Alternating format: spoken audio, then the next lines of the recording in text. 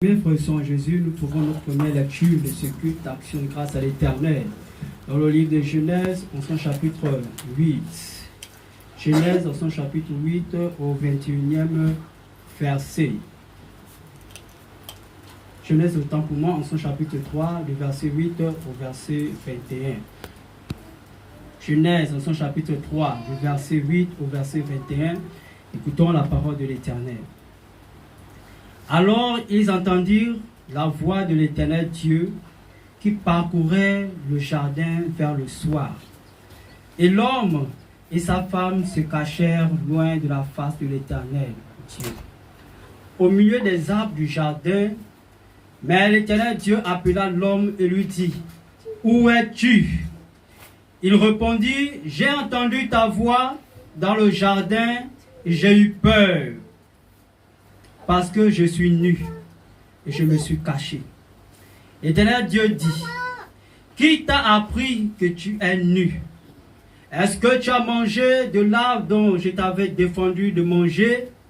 L'homme répondit: La femme que tu as mise auprès de moi m'a donné de l'arbre et j'en ai mangé. Et l'Éternel Dieu dit à la femme: Pourquoi as-tu fait cela? La femme répondit: Le serpent m'a séduite et j'en ai mangé. L'Éternel Dieu dit au serpent: Puisque tu as fait cela, tu seras maudit en tout le bétail et en tous les animaux des champs. Tu marcheras sur ton ventre et tu mangeras la poussière tous les jours de ta vie. Je mettrai inimitié entre toi et la femme, entre ta postérité et sa postérité. Celle-ci t'écrasera la tête et tu lui blesseras le talon.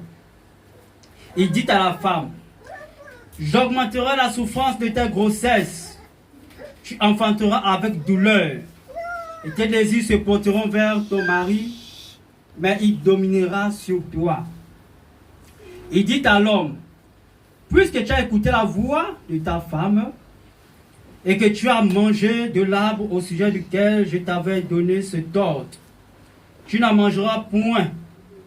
Le sort sera maudit à cause de toi. C'est à force de peine que tu tireras ta nourriture tous les jours de ta vie.